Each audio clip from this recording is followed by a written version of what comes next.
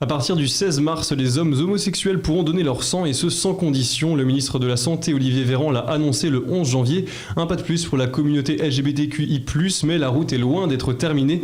Avec moi aujourd'hui, Ethel et Lucas, bénévoles au centre LGBT+, de Rouen, Fierté Colorée. Bonjour à tous les deux. Bonjour. Alors avant de parler plus du centre et de ce que vous mettez en place, un mot sur cette annonce du ministère de la Santé en tant que militant et militante LGBT. Qu'est-ce que vous en pensez ? Déjà, c'est une grande avancée pour le don du sang. Surtout dans la période actuelle avec tout ce qui est crise sanitaire, il y a vraiment un besoin en fait au niveau du don du sang. Donc c'est une grande avancée aussi pour l'égalité pour tous. En fait, il y a plus de démarcation en fait en fonction de l'orientation sexuelle pour le don du sang. Après, il reste quelques petites avancées à faire. Par exemple, on sait que les hommes qui prennent la PrEP, donc tout ce qui va être en fait le traitement pour éviter de contracter le VIH, ces personnes-là auront toujours sur eux en fait les 4 mois d'abstinence. Donc il y a encore des avancées à faire, mais c'est déjà un grand pas vers l'égalité pour tous en fait. Pour le don du sang. Et vous voyez du changement, un petit peu de l'évolution dans la société depuis par exemple la légalisation du mariage pour tous qui était une date plutôt importante?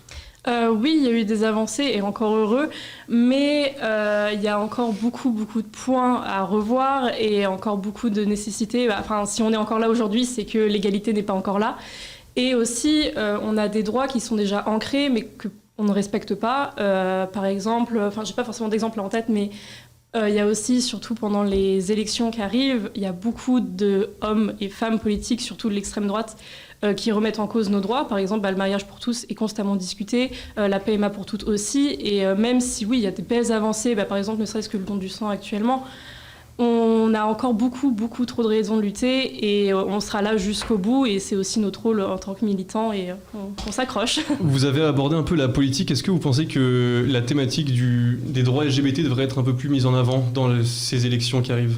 Je pense que oui, même s'il y a quand même plusieurs thématiques qui sont importantes, ne serait-ce que de l'éducation, parce que forcément, nous, notre travail aussi se base sur l'éducation, parce que sans éducation, il n'y a pas de sensibilisation.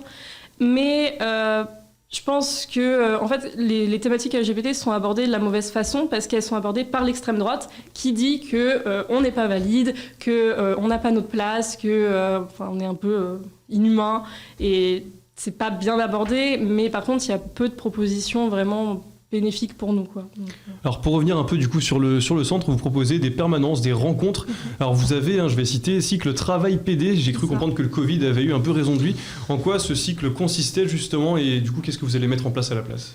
Alors en fait sur le cycle travail PD ou alors travail LGBT+, c'était un cycle où on mettait en avant des artistes, des écrivains, des personnes en fait qui font partie de la communauté et qui font des travaux ou des recherches sur la communauté LGBT, mais pas forcément. Et donc on avait par exemple Blanbec qui est un artiste qui devait faire un vernissage sur la galerie d'art Chien Méchant. Donc en fait c'est une association aussi qui permet de donner une plateforme à des artistes. Et on devait en fait exposer du coup son travail sur toute cette période-là. Malheureusement, du coup, avec les restrictions, tout a été obligé d'être fermé. Donc, on attend les nouvelles règles à suivre de par la galerie. Et on avait aussi, par exemple, Emmanuel Bobatti qui devait passer, qui est un écrivain qui a écrit des œuvres basées sur le genre. C'est un sociologue. Et pareil, ça a été repoussé pour raison de Covid. Et en fait, pour l'instant, on n'a pas encore de date ou de moment en fait où on va pouvoir remettre ça. Mais et du coup en attendant on essaie de tout décaler. On peut nous suivre sur les réseaux sociaux, c'est Fierté Colorée sur Insta et Facebook, où là en fait on va du coup dire tout, quand est-ce que c'est reporté et quand est-ce que ça va être remis à jour du coup.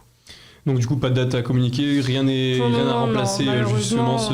On a beaucoup de mal. Là, on va avoir une grosse réunion bientôt justement pour organiser tout ça, pour voir comment on fait, parce que c'est nous, ça nous peine beaucoup aussi de voir tous nos événements être reportés, annulés pour cause Covid. Ça devient long.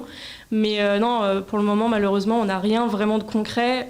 On a les personnes qui viendront probablement, mais rien de concret. Alors Fierté Colorée, c'est aussi un pôle santé. Donc l'équipe nationale d'intervention en prévention et santé, l'ENIPC, c'est compliqué à dire, va vous faire suivre une formation sur les IST et plus précisément sur les tests rapides d'orientation diagnostique. Donc c'est un test qui donne un résultat en 30 minutes. Pourquoi se former à réaliser ces dépistages ? En fait, c'est surtout parce que, comme on est une association LGBT, on va brasser en fait beaucoup de personnes qui sont à risque. On va avoir par exemple tout ce qui va être aussi toutes les personnes, les travailleurs et les travailleuses du sexe, et toutes les personnes qui sont vraiment le plus touchées en fait par le VIH. Donc ça nous permet nous de pouvoir en fait donner un endroit aussi plus souple pour les personnes plutôt que les Cégides qui eux font aussi les tests rapides, pour au moins orienter et avoir un premier test en fait à faire pour eux. Et ça permet aussi de sensibiliser et en fait de vraiment être au cœur de la communauté et vraiment de se soigner entre nous en fait, et de vraiment faire un maximum de sensibilisation autour du VIH et aussi du coup de l'hépatite C qui sera possible avec le TROD. Pour réaliser des tests comme ceci, vous allez devoir vous astreindre au secret médical.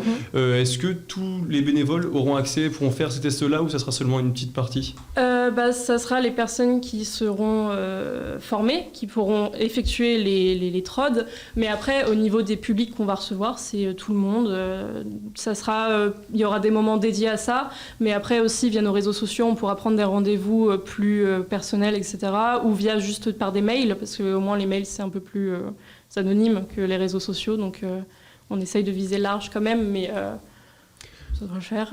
Pendant qu'on parle des bénévoles, vous en cherchez justement pour votre permanence asile, donc une permanence qui aide les étrangers LGBT. Pourquoi c'était déjà nécessaire dans un premier temps de créer une permanence comme celle-ci ? La permanence asile est une permanence qui prend beaucoup de place dans notre organisation et qui demande beaucoup de temps aux bénévoles qui la gèrent, parce que c'est un accompagnement administratif et moral qui est assez lourd à porter. Et nous, on est beaucoup d'étudiants, donc on n'a pas forcément le temps, mais forcément, on essaye d'avoir des nouvelles personnes. Évidemment, il y aura une formation, on ne lance pas les bénévoles comme ça, surtout dans une thématique aussi importante. Et c'était important aussi parce que, par exemple, on sait ce qui se passe dans les CRA, donc ce sont les centres de rétention administrative. Donc il y a beaucoup de violence. C'est là où les personnes, du coup, demandeurs et demandeuses d'asile, sont placées et avant d'être expulsées en général du pays. Et en fait, c'est sécurisé entre guillemets par les forces de l'ordre, qui en fait il y a beaucoup de violence, il y a beaucoup de suicides, il y a beaucoup d'agressions, et c'est très compliqué. Et il y a eu des cas, par exemple à Wissem-Wassel, donc en automne dernier, qui est dans le coin, et c'est très violent. Et du coup, nous, on essaye au maximum d'accompagner ces personnes-là et de leur offrir vraiment quelque chose de sécurisant, tout simplement. Donc aujourd'hui, à qui s'adresse concrètement cette recherche de bénévoles qui peut participer Des personnes motivées, des personnes qui n'ont pas peur du contact social, des personnes qui n'ont pas peur de défendre des droits corps et âme.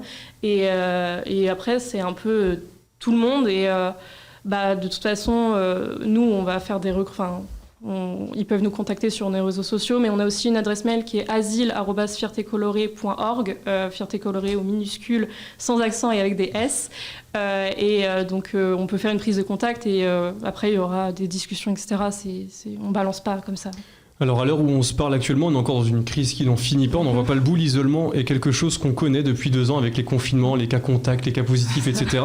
Vous avez eu, je crois, des témoignages de fugue de personnes justement trans qui ont quitté leur foyer car violents. Donc à Rouen, sans doute, c'est pas toujours simple de se faire accepter par sa famille comme ça.